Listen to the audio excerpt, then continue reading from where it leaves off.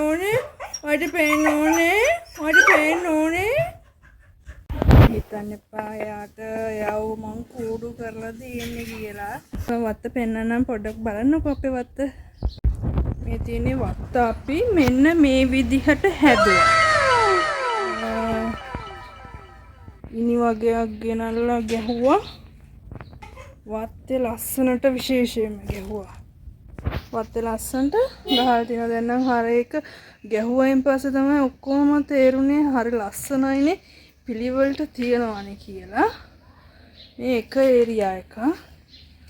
අර මගේ මේ ඔක්කොම ගස් තියෙන්නේ මුරුංගා ගස්, නාරං මේ පැත්ත.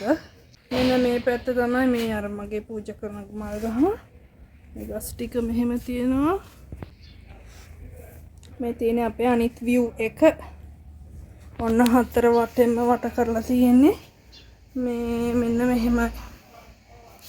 මෙන්න මේක ඇවිල්ලා කහමල් යාළුවා මලක් දුන්නේ නැහැ තාම. දෙනකම් බලන් ඉන්නවා. දෙන්න කියනවා දෙන්නේ. මෙන්න මෙහෙම තමයි ගාඩ්න් එක හැඩ කරේ. වත්ත ලස්සනට තියෙන්න ඕනේ. වැඩ වගේකට රෙදි වගේක් ගන්න. ඒවා තමයි මේ ඕගොල්ලෝ බේබියා කියන්නේ බබාලට තියෙන රෙදි වෙනම තිබ්බා. ගවුම් වලට එක විදිහට ලස්සනට වයිවාරණ විදිහට තිබ්බා. හරි ආස හිතන විදිය පැටර්න් තිබ්බා. මේ වගේ කළු සුදු පොළදම් මේ වගේ මට නම් ඉතින් හරි ආසයි.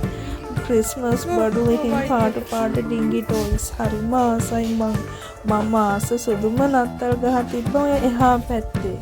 මම ඒක බලන්න යන්නේ. ඉතින් හරි ලස්සනට තිබ්බා. මේ තියෙන ඉතින් එක බෑග් ගණන් මනම් දාලා තියෙනවා. ඉතින් මම ඕගලන්ට පෙන්වන්න ඕන නිසා වීඩියෝ එකකට ගත්තා. A few moments later. අන්තිමටම ආව පොලට අපේ.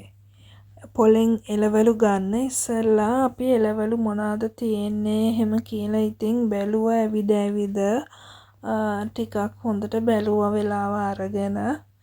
ඊට පස්සේ මේ එළවලු බල යන වෙලාවක් ඉතින් ඕවත් දැක්කා. මෙන්න ඔය කොච්චි එහෙම අපි ගත්තා. ඕවා තමයි අපි දාන්නේ එළවලු වලට. විශේෂ එළවලුවක් හදනකොට එහෙම මං අර සැරට කන්න ආස නිසා ඉතින් ගත්තා. අම්මා ටිකක් වැඩියෙන් ගන්නවා. මෙන්න මෙයා හිටියා මේ ලුණු ගන්න තැන පොඩි කිටි පැටියෙක්. එයාත් ඔහොම වීඩියෝ වුණා.